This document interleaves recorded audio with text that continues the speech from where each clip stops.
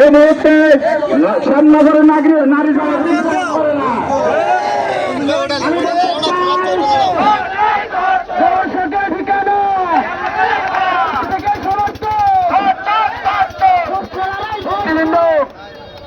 আপনারা দেখেছেন ইসলাম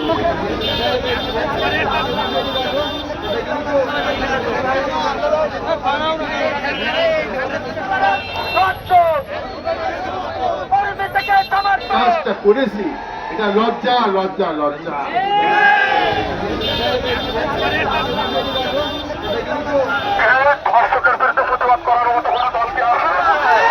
মানুষ গত 12ই ফেব্রুয়ারি নির্বাচিত করে জামাত ইসলামী বাংলাদেশ, আপনারা ইসলামের দোহাই দিয়ে রাজনীতি করেন।